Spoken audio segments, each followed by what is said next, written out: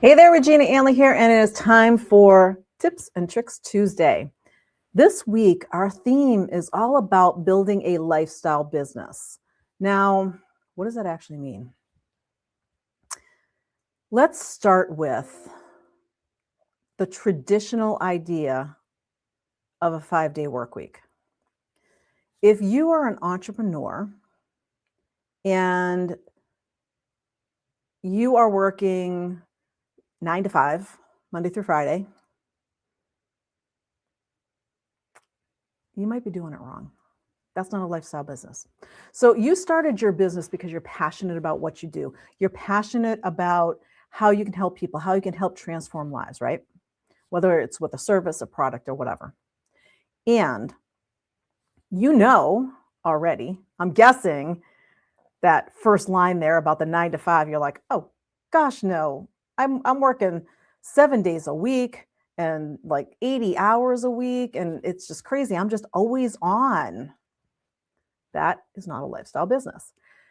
I'm guessing you didn't go into business to create a business that is worse than a 9 to 5 job. If you are burnt out, if you're overwhelmed, if you're saying, I have no time in the day for anything else, if your business is taking over your life, you haven't built a business, you've built a really big job. It's like working 3 jobs instead of just one, right? Because you're always on, you're always doing stuff. So I want to give you 3 tips today.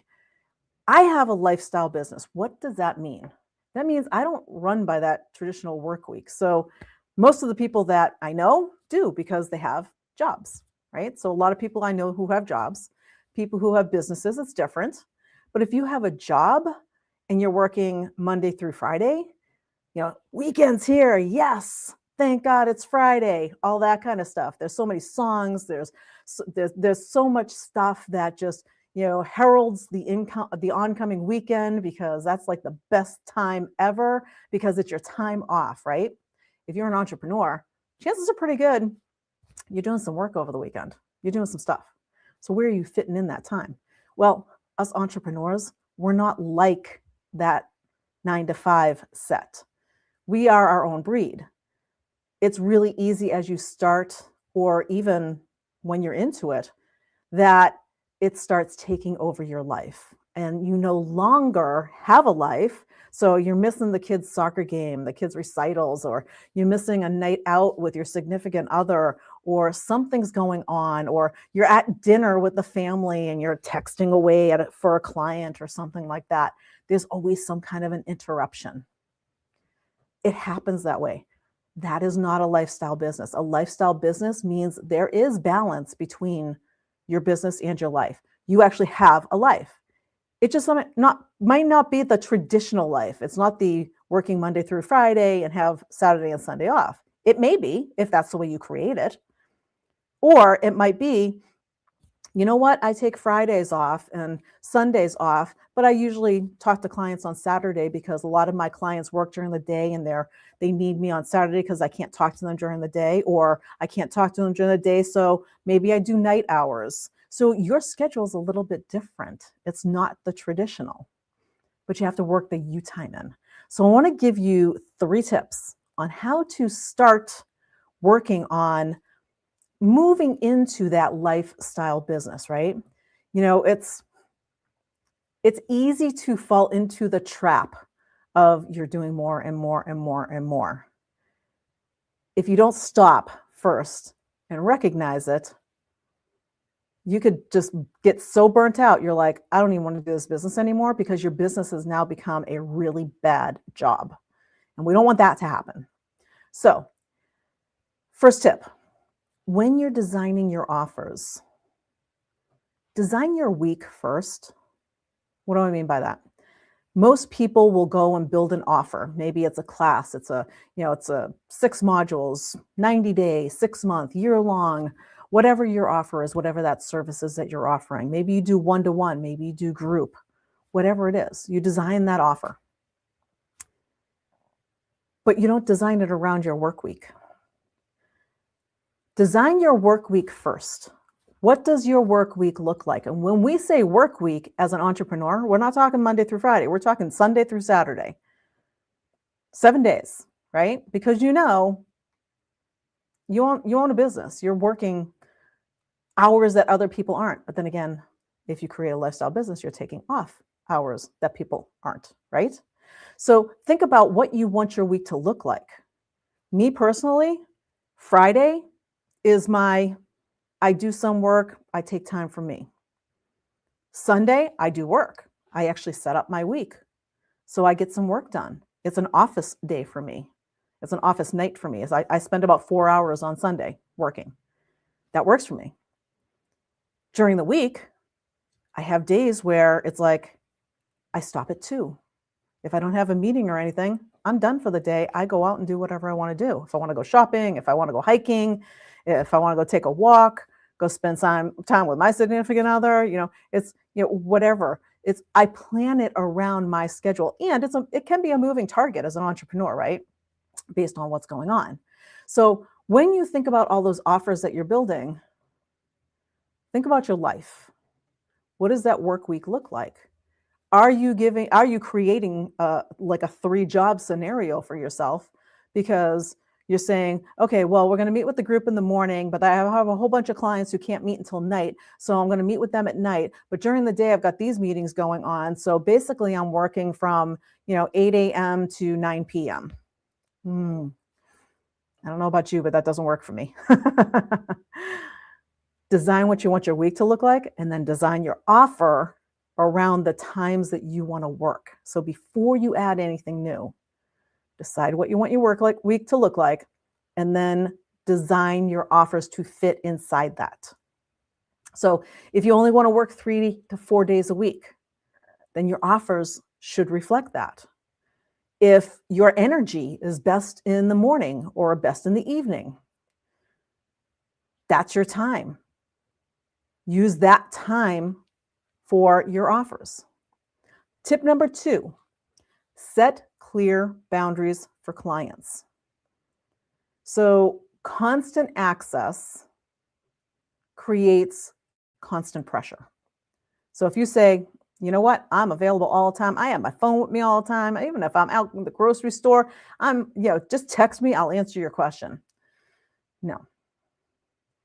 Set some boundaries. For example, I have a year-long program. I tell my clients Monday through Friday, 8 to 5, that is when I'm in and out, or Monday through Thursday, 8 to 5, that is when I am in and out and I'm looking at stuff on a regular basis. So I'm likely going to get back to you within an hour or so of you putting a message in saying that you need help or have a question. On the weekends, I do tell them, if I'm available, and I'm happy to answer your question. So I tell them, am I available? For me, it's a maybe. I do not promise anything. The clear boundary is the Monday through Thursday. Fridays are the office day, my day. And again, when I'm available there, I am happy to answer questions. I've answered questions at 9 o'clock at night sometimes because I was okay with that. Maybe I was here working on content or something, so that was okay. That works for me. Figure out what works for you. You do not want to be always on. So if clients can reach you anytime, your business never really turns off, and that's a design issue. So be clear about what your boundaries are. Put those office hours. Set up a Q&A time. If you have a lot of clients and you say, you know what, we're going to do a weekly Q&A session. And that's when they come in and answer their question and you ask their questions. And then have one main communication channel. Don't be responding on Facebook, responding on Instagram, responding in email, responding in Slack channel, responding in a school community. One channel, one place where everybody communicates, and then keep it to that so that everybody knows exactly where to go. You know exactly where to go, and there's no confusion whatsoever. Some people, depending on what your business is, may need help right away. You need to decide as the business owner, how available am I going to be and make sure that those boundaries are set so that they understand, hey, you know what? Saturday nights are definitely me time. Everything's off. I don't even have my phone with me. So if you message me, I can tell you right now, it's not even going to be until at minimum Sunday morning before I see a message. Let them know that if that's your schedule. So that is number 2, is to make sure you set those clear boundaries. Tip number 3, simplify before you start to scale. Now, we all want to start this business and then start making it bigger and bigger and bigger, meaning more income, right? More income does not mean more work. More isn't always better.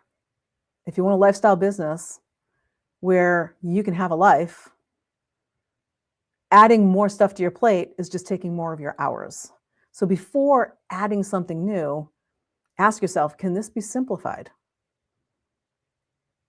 Can it be outsourced? Can I, delegate it to somebody else? Maybe hire a VA to take care of that for me. You want to make sure that you're protecting your time. Now, just remember, you want to make sure you have fewer offers with clearer outcomes. Why? Too many offers? Where are you spending all of your time?